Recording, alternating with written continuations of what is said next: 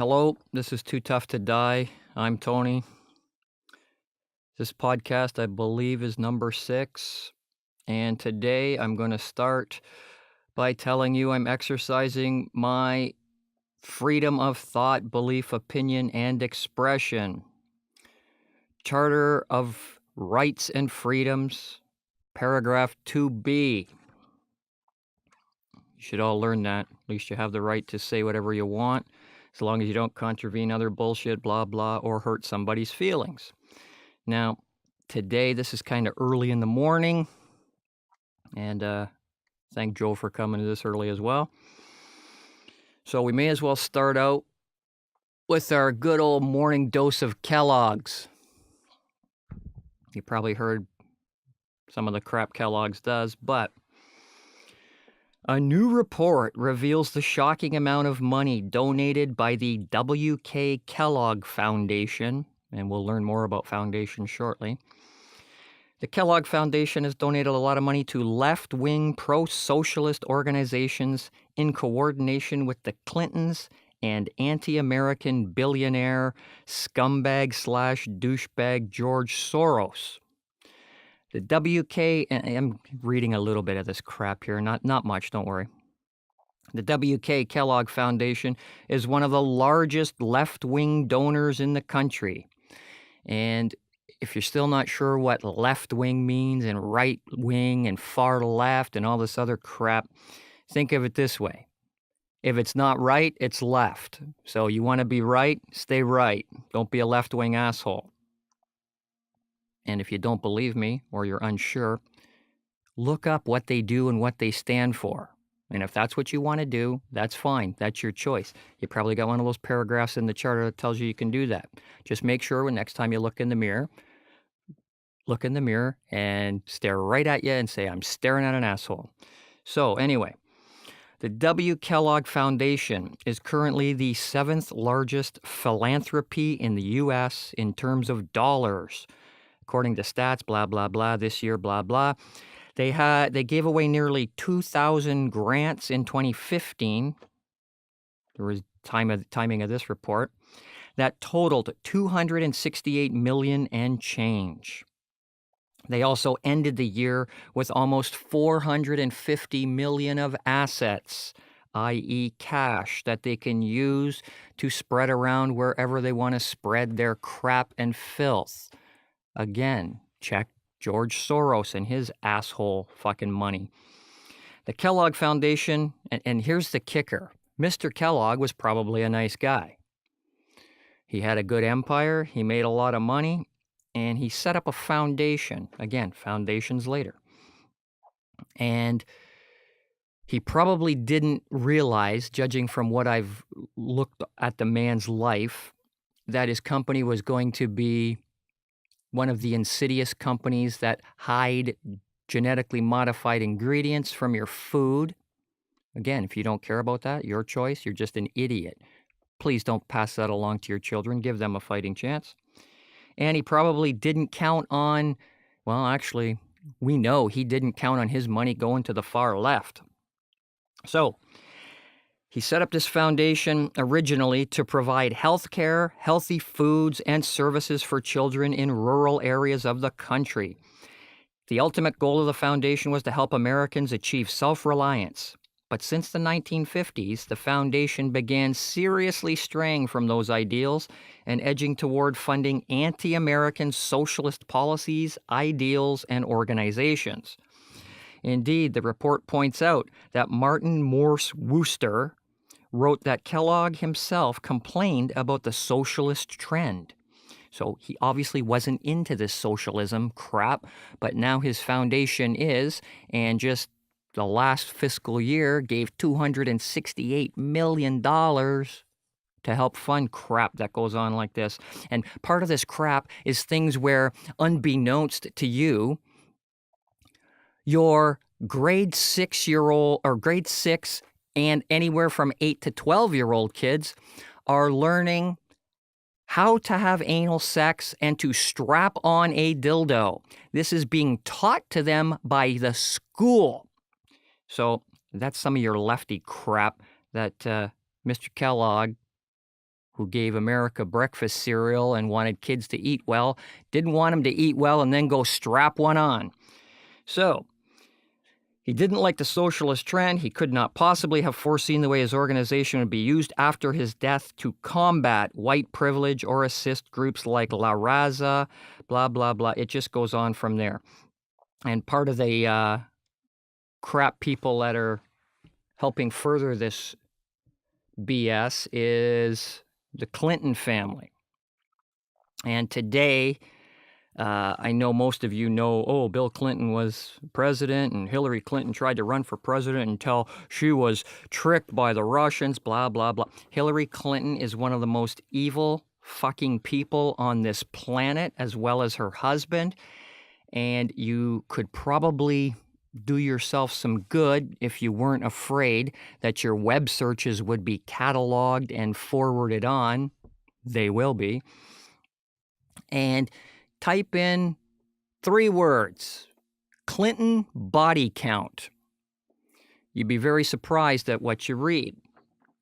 Because basically, the Clintons have been scumbags from the start. They've got scumbaggier as they went through. And some of the shit they pull is the scumbaggiest of all times. Now, I like the vocab, and I know those were made-up words. Get into the spirit here. Hillary Clinton started her young law career, we don't even need to go into lawyers, by taking on a case where an adult predator raped a 14-year-old girl. Everybody out there that's got 14-year-old girls or 16-year-old girls or 9-year-old girls that want them to get to be 14 without having a scumbag like this in their lives, maybe you can relate to this a little more than everybody else, but everybody should be able to relate. The 14-year-old girl was raped violently. At trial, Hillary Clinton, fucking cunt, put the girl on the stand and grilled her and made it sound like she wanted it. Yeah, the 14-year-old girl wanted to be fucking raped by some guy. And that fucking scumbag Clinton got this guy off. No pun intended. That's how it starts. She's been nothing but evil, the epitome of fucking oozing, festering fucking evil on this planet ever since. And her and Bill have done a few things. Let's start with way back in February of '77. Suzanne Coleman, one of the earliest victims of the Clinton body count. She was a law student under Bill Clinton, who was the teacher or professor or something, and she got pregnant. Old Bill was already sticking his cigar in someone else's humidor way back then. Well, we couldn't have that, could we? He could possibly ruin his teaching profession, law career, potential gubernatorial race, and the run for president, along with the evil fucking NWO empire. So, Bill Clinton got rid of her. No, he really got rid of her. After he found out she was pregnant, well, maybe Bill didn't get rid of her. Well, let's not judge yet. I know we have some time to go, but let's just not judge yet. This was ruled a suicide. I guess the girl couldn't take her pregnancy and all the things associated with it, blah, blah, blah. And she committed suicide by shooting herself in the back of the head. Yeah, really happened that way. So we've got body count number 1. Then we move on to January of '86. Judy Gibbs. She had been in the 1979 issue of Penthouse and took that fabulous resume and put it to good use because she got a job in Fortis, Arkansas in a bordello. That's a whorehouse, people. And Fortis, Arkansas, kind of important here, is very near Mena, Arkansas. Just keep remembering Mena. Anyway, what this place did, go figure, was after the people were using the services of the girls, the place and the owner were taking pictures that they would then use to blackmail these Johns. Guess who was a frequent visitor of the bordello? You got it, Bill Clinton. He couldn't have these photos out before his run for president, so Judy Gibbs was found dead outside of her window. And this one is one of the rare ones, unknown cause of death or listed.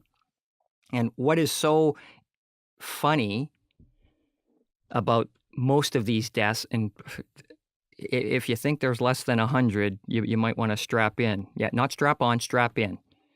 So after that, we have a whole lot of these cases that the method of execution is very similar in a lot of them.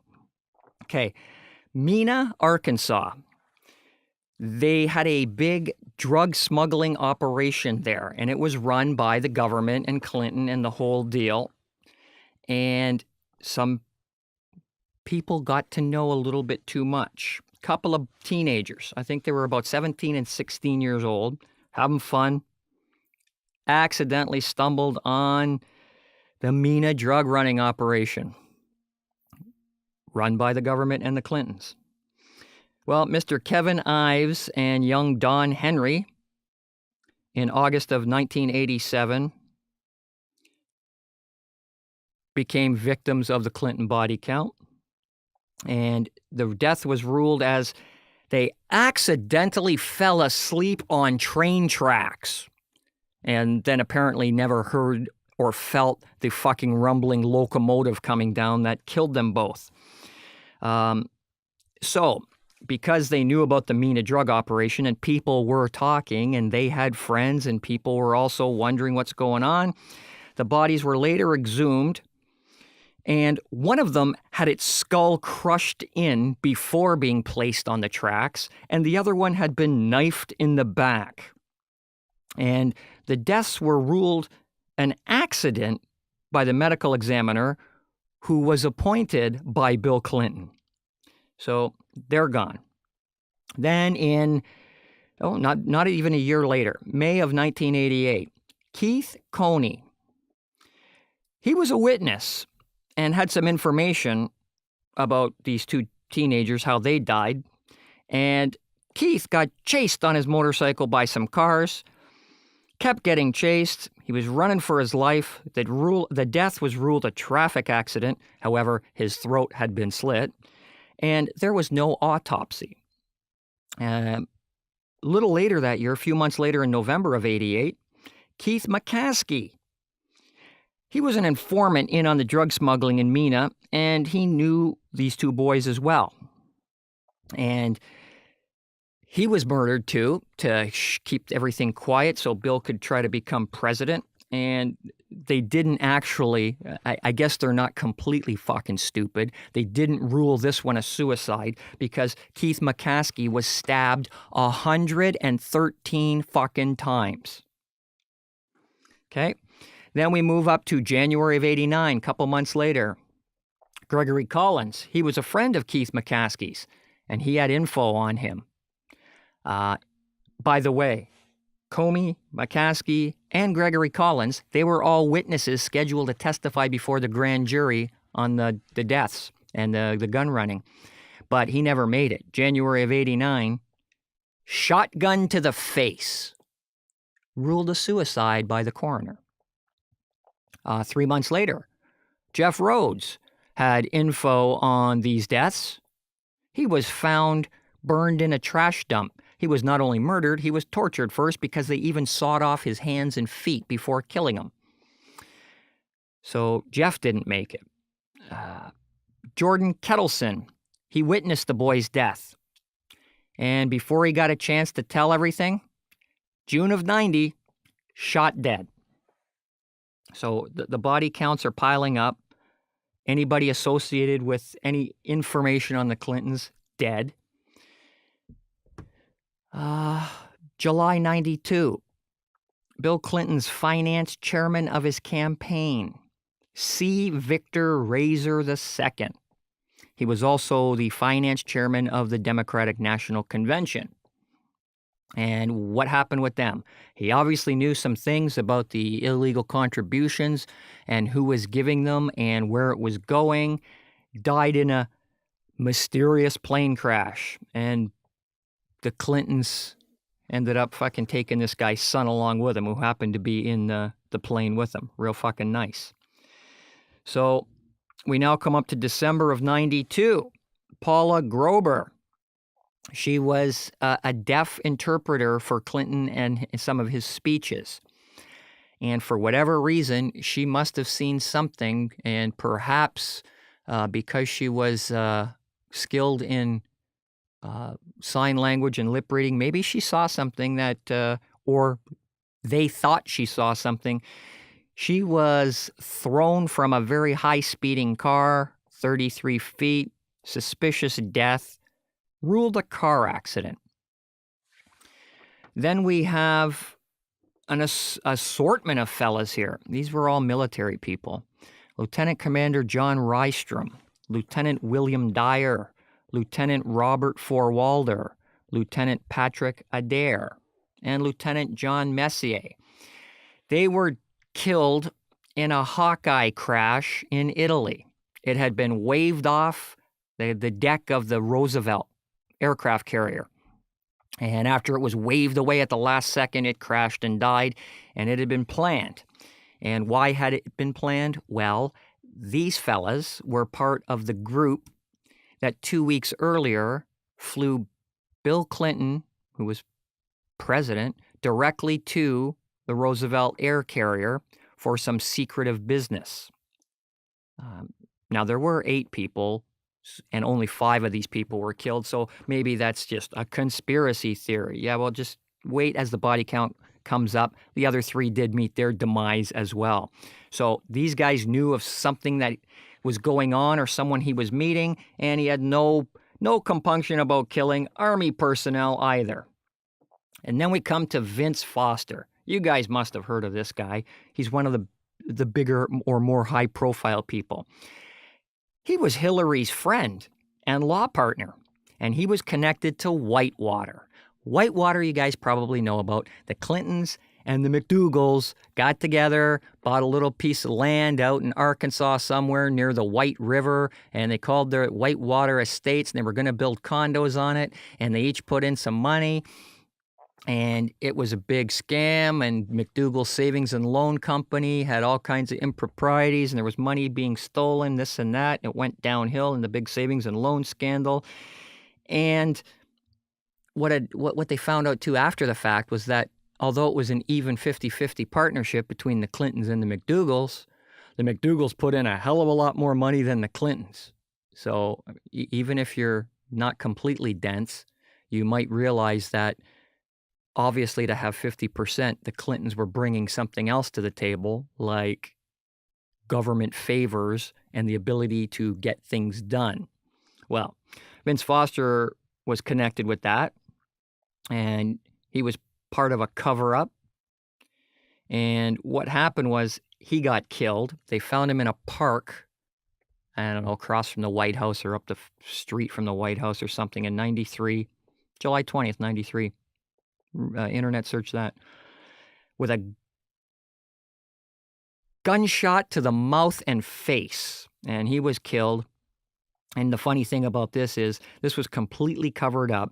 The federal agents and federal government would not allow any investigative personnel into Vince Foster's office because he must have had a lot of documents and folders, and this is pre-memory stick era. And however, Hillary Clinton sent in a couple of her aides. They went in, removed a whole bunch of files, removed documents, removed dossiers, and Vince Foster's murder was pretty much covered up. Well, as soon as that happened, we're just a couple of months later, not even 1 month later, John Parnell Walker, August 15th, 93. He had been investigating for Resolution Trust Corp, and he discovered a tie with Resolution, with Whitewater, with the Clintons, and he had to go. And his method of Clinton suicide was falling from the top of a very large building in Virginia, I think. Dr. Stanley Hurd also had the plane crash. You know, the Clintons got rid of people with shotguns to the face and back of the head, plane crashes, and assorted attempted robberies that became, basically execution killings. Well, Dr. Stanley Hurd's was the plane crash. He had been the personal physician to Bill and his family, and he knew a bunch of things, and goodbye Stanley. And Jerry Park. Now, Jerry Parks is, I threw Stanley in there because he actually was killed before Jerry Parks. But when Vince Foster was killed, Jerry Parks, who knew things, he saw the Vince Foster death on the TV, and he said, "I'm a dead man now." He knew Bill was cleaning house. That was his words. He told everybody around him he's about to be killed by the Clintons. He covered himself and tried to drive erratically and make sure no one was tailing him for a month or two. Well, Jerry slipped up, and Jerry was suicided with multiple gunshots. I don't know of anybody that did commit suicide by multiple gunshots. And it gets so stupid that some of these people here committed suicide according to the official autopsy results or the medical examiner appointed by Clinton's choice by shooting themselves in the back of the head multiple times. Now, how does the body still function after you've shot yourself in the back of the head and you've blown your fucking head off? How does it still manage to fire off a second shot or a third, and then in some cases, then throw the gun 15 feet into the fucking river beside it? So Jerry Parks knew he was gone, and it took him a couple of months to get him. Ed Wiley, November of 93. His wife had been groped by Bill Clinton. She was a witness in the Paula Jones civil trial, I guess it was, or I guess it was an impeachment trial. She knew a lot of things. Ed was trying to come to the aid of his wife, knowing she might be on the Clinton hit list, and they suicided Ed out. Another dude named Gandy Baugh. He had been an attorney for Bill Clinton's drug pal. He knew about Whitewater. So basically what happened was one of the scumbags that was involved in all this ended up going down in a drug-running, Whitewater, entangled fucking piece of mess. But guess what? Bill Clinton pardoned him. And Gandy Baugh knew some stuff. And January of 94, his method of suicide was jumping off of a very tall building. Now, we have Judy Gibbs, that Penthouse Pet, and Gregory Collins, and Gandy Baugh. They got it like in the first week of January, so maybe that's a method for them. James Bunch, February of 94. He was involved in a prostitution ring in Texas. I believe it was Texas-Arkansas border, somewhere around there. Might have even been in Texarkana, if you remember those funny cities we talked about earlier. Well, he had a prostitution ring going there, and he kept a little black book. It was probably a really big black book, and he kept everybody's preferences and how much money they spent and if they liked to hurt people or if they liked underagers. And guess whose name appeared in all four of those columns? Bill Clinton. So James had some info on Bill, and James was suicided out as well. Kathy Ferguson, May of 94. She was the ex-wife of an Arizona trooper who happened to be a co-defendant with Bill in the Paula Jones lawsuit. Now, Kathy Ferguson knew some shit was up. She had moved on, got rid of the trooper, divorced him, separated, whatever. Had somebody else in her life now, but she got to the realization that bad shit was going to happen. She had her bags all packed up. She was ready to go.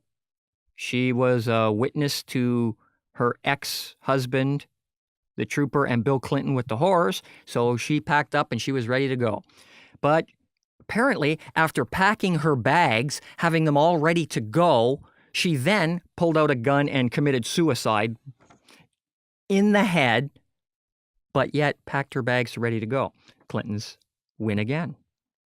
Now, Bill Shelton was the new boyfriend, and a month later, he apparently, after questioning the killing of his new girlfriend and trying to cause some trouble and get to the bottom of it, apparently committed suicide at her gravesite with, yes, the old bullet.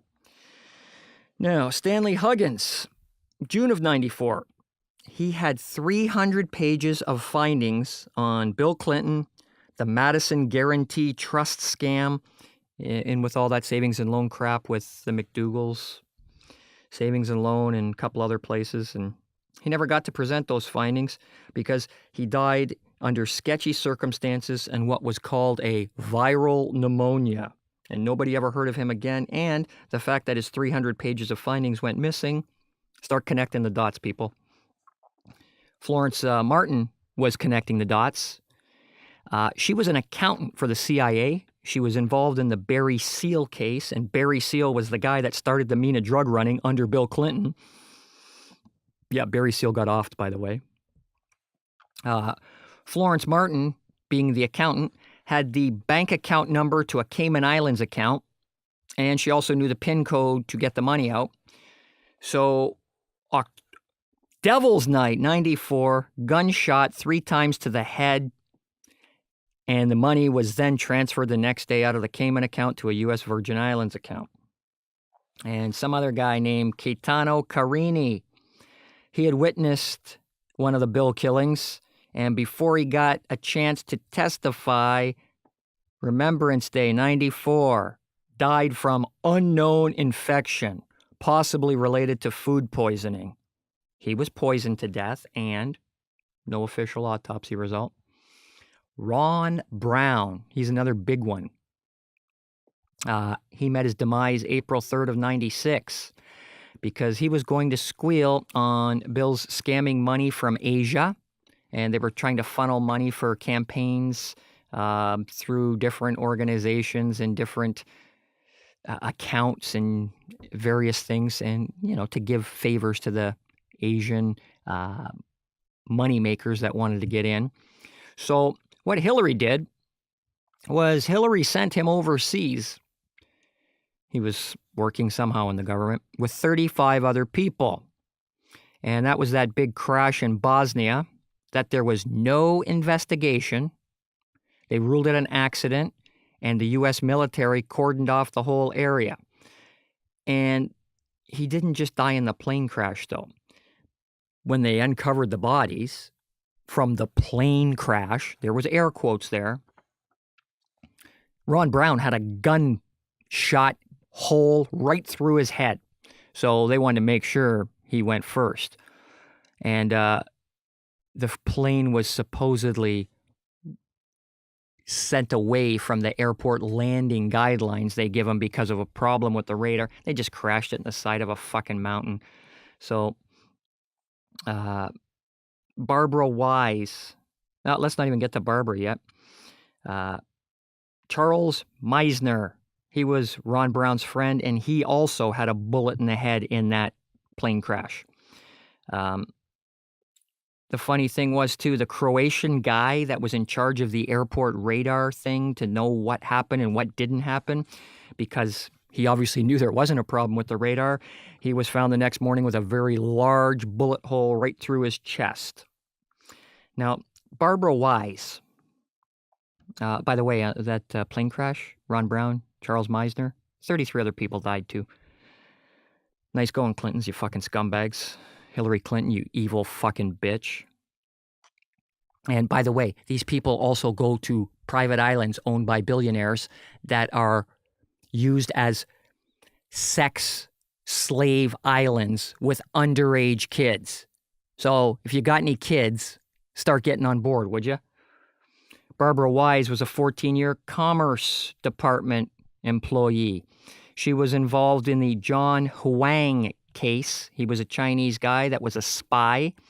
He was involved in a money scam and a lot of bad trade deals. And maybe I'm coming down too hard on John Huang, you're telling me. Well, when this guy was questioned, he pled the Fifth Amendment 2,000 times to 2,000 different questions. He simply would not talk. Yeah, he was fucking innocent as the Clintons. So Barbara Wise died of natural causes, even though her nude and bruised body was found with limbs akimbo. There are so many more of these. Robert Bates, he was the airplane mechanic in Mena, Arkansas, where the drug running was. Get this. On March 29th of 1995, Robert Bates committed suicide. He knew about the Clinton stuff, but yet he committed suicide. What did he choose? I know Joe's going to turn his fucking head on this one. He died by a massive overdose of mouthwash. Joe just turned his head. I told you. These fuckers held that guy down and they just kept pouring mouthwash into his body until he fucking died. Charlotte Donovan was in a White House office person, died by having plastic bag put over his or her head. I don't even know who it starts with an SH, could be a guy. Frank Aller. This goes all the way back to Oxford. Old Bill Clinton, that fucking draft dodger that he was a roommate with Frank Aller at Oxford. Frank Aller apparently somehow repented against draft dodging, and he was a critic of Bill Clinton's, and he was found with a gunshot to the mouth. Raymond Albright was ruled a suicide by a medical examiner. Raymond Albright, I can't go into detail on all these people because I'm trying to be limited in my time today. And Raymond Albright shot himself in the chest 5 times. So that was his method of murder. Gordon Matheson, he was a Clinton friend and close associate. Again, he was, if you can believe it, shot in the head.